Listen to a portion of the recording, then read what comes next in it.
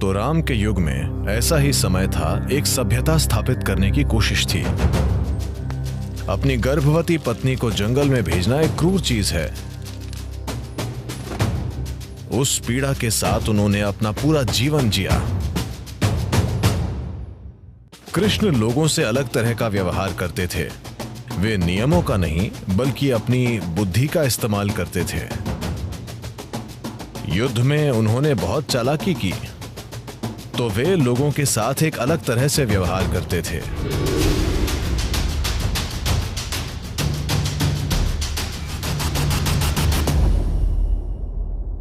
नमस्कारम सद्गुरु।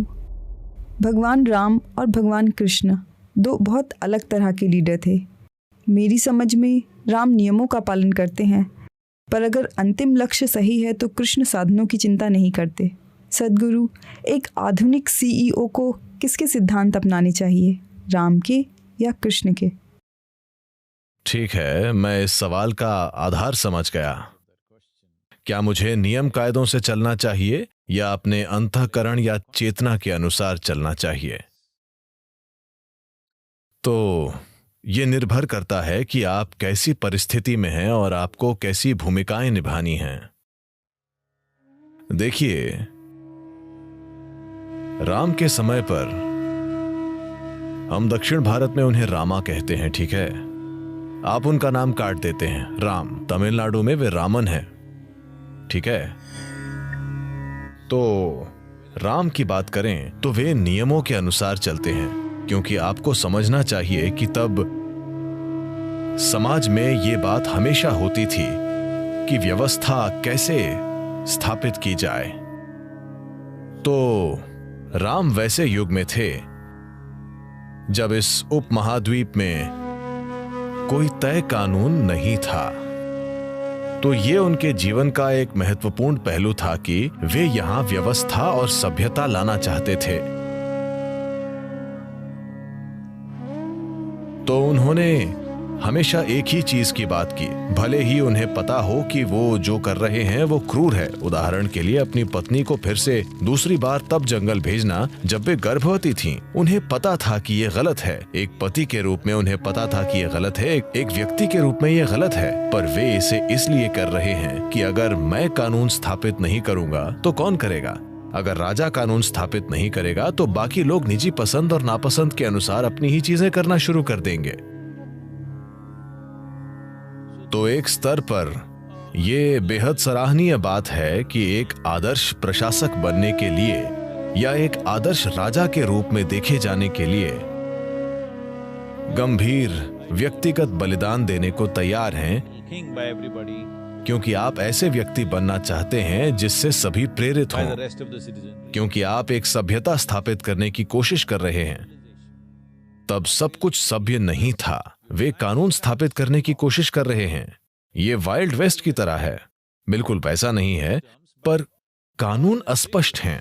तो वे इसे बहुत स्पष्ट बनाना चाहते हैं कि जीवन को चलाने का ये तरीका है। By the time Krishna came, जब कृष्ण का युग आया तब सभ्यता स्थापित हो चुकी थी, अच्छे से स्थापित राज्य मौजूद थे, clear-cut rules of life, business, जीवन, व्यापार और युद्ध कला के स्पष्ट नियम मौजूद थे। पर कुछ मुट्ठी भर लोग कानून को अपने हाथों में ले रहे थे, उसे अपनी इच्छानुसार तोड़ मरोड़ रहे थे और मनचाहा कर रहे थे। क्योंकि देखिए, जब कानून मौजूद नहीं होता तो आपको उसके साथ एक तरह से बर्ताव करना होता है। जब कानून मौजूद होता है और हर कोई जानता है कि कानून क्या है, पर वे चालाकियां सीख लेते हैं, तब इसे अपराध माना जाना जरूरी है। तो आप अपराध फैलने पर क्या करते हैं और आप अपराधी के साथ क्या करते हैं? मैं फर्क बताने की कोशिश कर रहा हूँ। कोई ज्यादा फर्क नहीं है, पर मैं कोशिश कर रहा हूँ। क्योंकि एक व्यक्ति कानून के हिसाब से नहीं चलता क्योंकि उसके मन में कानून की कोई समझ नहीं है। दूसरा व्यक्ति अपराधी है, वो जानता है कि कानून क्या है, पर वो जानबूझकर कानून तोड़ रहा है, ठीक है? केवल परिस्थितियों की मजबूरी के कारण नहीं, बल्कि वो अपनी इच्छा से कानून तोड़ रहा है। तो कृष्ण का सामना ऐसे लोगों से हुआ। दू भाई, आपको पता है ना, दू हैं दुर्योधन और कंपनी। ये वे लोग हैं जिन्हें अच्छे से पता है कि कानून क्या है, पर वे जानबूझकर कानून तोड़ रहे हैं। तो बिल्कुल अलग तरह से उनसे व्यवहार करते थे, नियमों से नहीं बल्कि अपनी बुद्धि से, कई बार चालाकी से भी। युद्ध में उन्होंने बहुत चालाकी की, क्योंकि वे जानते हैं कि अगर नियमों से लड़कर उन्हें जीतने दिया जाएगा तो वे लोगों को एक न्यायपूर्ण शासन नहीं देने वाले। वे वही करेंगे जो वो चाहते हैं, ठीक है, चाहे जो हो, वे वही करेंगे जो वो चाहते हैं। वे लोगों के साथ इंसाफ नहीं करेंगे, तो वे उनके साथ एक अलग तरह से व्यवहार करते हैं। तो ये दो अलग अलग संदर्भ हैं, ये दो अलग अलग युग हैं।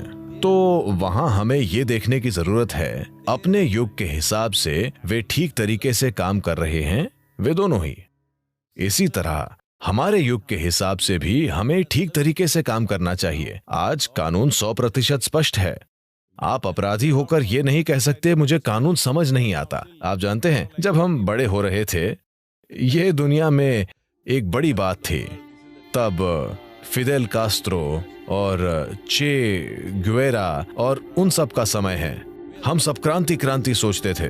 भारत में चारू मजुमदार, कनु सान्याल और वे लोग दक्षिण में सोमालू, हम उनसे सुपर प्रेरित थे और हम हथियार उठाकर संघर्ष करना चाहते थे।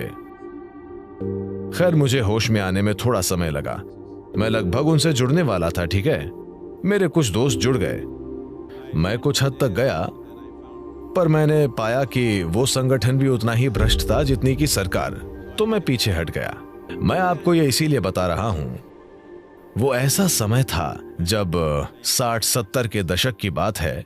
हम तब भी यही सोच रहे थे कि ये देश पूरी तरह नहीं बना है, पर अब इस देश का निर्माण पूरी तरह हो चुका है। All our business should be is to establish the constitution in everybody's minds and hearts. It's very important. हमारा पूरा ध्यान इस बात पर होना चाहिए कि सभी के मनों और दिलों में संविधान स्थापित हो। ये बहुत महत्वपूर्ण है, क्योंकि सभी की खुशहाली वही है। अगर मैं अपना संविधान लिखूं और आप अपना संविधान लिखें, तो यहाँ कोई भी अच्छे से नहीं जी पाएगा। अगर हम इस देश का सबसे बड़ा हित चाहते हैं और लोगों की सबसे बड़ी संख्या की खुशहाली चाहते हैं, तो हमें एक कानून से चलना होगा। ये बहुत महत्वपूर्ण है। जैसे राम चले वैसे भी नहीं, क्योंकि राम अपने वचन से चले।